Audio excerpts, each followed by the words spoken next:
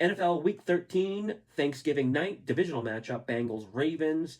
Okay, the first available betting line on this game was Baltimore minus 10.5. That's a data point we can use, and that's assuming Flacco at quarterback. Now, Burrow gets announced as expected to play. We see the line adjust down below 7 to 6.5, which is the odds maker saying Burrow is 4 points better than Flacco, which I'm not going to argue with. But I think this number is assuming Burrow is 100%.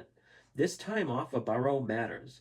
He's not a QB that just creates out of structure. What makes him so good is the timing and like anticipation he has with receivers. That's not always something you pick right up on after a lot of time off. And it's not like we haven't seen Burrow come back from a long injury layoff. He's done it before and he struggled in that first game, but it seems like the market is expecting him to just be elite Burrow game one. More importantly, regardless of who's at quarterback for the Bengals, this is such a terrible defense playing on a short week. It's not a secret how bad this defense is, but there's two very specific areas where the Bengals defense is historically bad. One, defending tight ends. They just have no linebackers or safeties that can stick tight ends.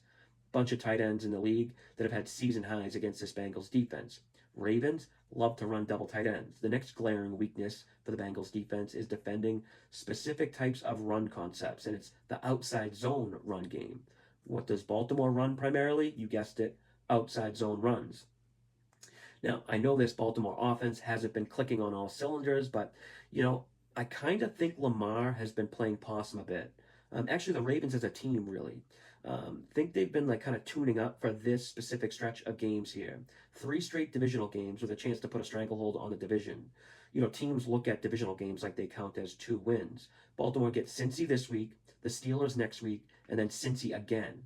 I bet Baltimore to win the division back in late October because of this specific stretch of games likely being the difference in the division. And this just kind of feels like a get right spot here for Baltimore's offense. And this Ravens defense, super underrated because they played a lot of games at less than full strength. When you filter their defensive numbers down to just any time after week 6, this is a legit top 5 defense no matter what metrics you use. And there's just no chance Burrow just comes back and this offense returns to a top 5 unit, especially without their number 2 Higgins. Burrow was on like a 12-week timeline to return. What's it been, 8 or 9 weeks? He's not ready to trade points and get into a shootout. So I like the Ravens here. But for my official Thanksgiving Day play of the week, it's going to be a teaser. Packers Ravens, 2 teams, 6-point teaser.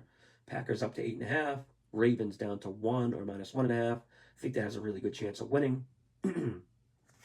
Now, sticking to a tradition of ending off these Thanksgiving Day game previews, I want to say something that I think is very important.